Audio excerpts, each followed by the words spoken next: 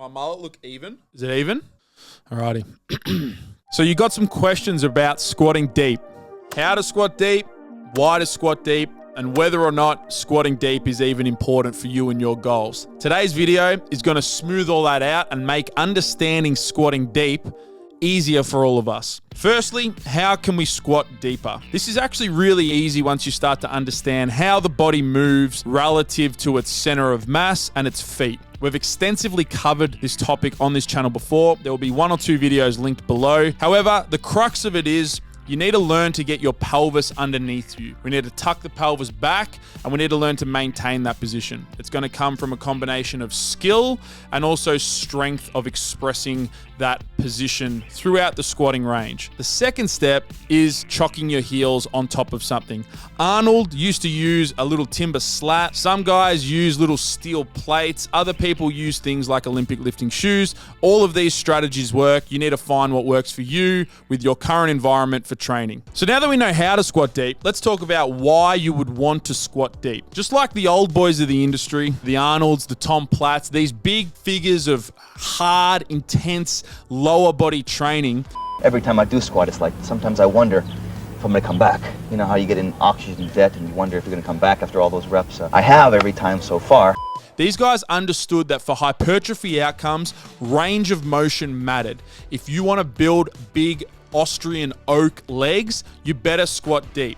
If you want to be known for largest quads in the industry, Mr. Tom Platts, you better squat deep. These boys understood it, and that's one of the reasons why we want to learn to squat deeper. If you enjoy squatting and you want to build muscle, we need to get range of motion and hard training and piece those things together.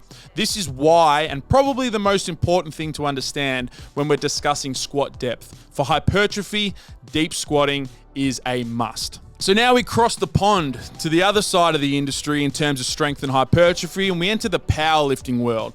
Now, squatting deep doesn't make as much sense. The reason being, the deeper we squat, the more energy we have to use to move that barbell and actually complete the lift. So really, we want to only squat as deep as the competition rules require. And for most of us, in federations that actually look at your squat depth, we want the hip crease to be just below the line of the knee, or parallel in some of the rule books. What this means is any deeper squats, you don't get any extra points. So we only want to squat as deep as required. So for expressing high amounts of strength in the squat pattern, when we're discussing something like a powerlifting application, we know we don't want to squat too deep. Where this then becomes a little bit confusing for some people is, do I squat deep or do I not squat deep? Ultimately, it depends on the goal of that session and the squats you're trying to execute. In high competition specificity blocks, we want to squat to competition depth. And for hypertrophy-based squats, we're going to select exercises and constraints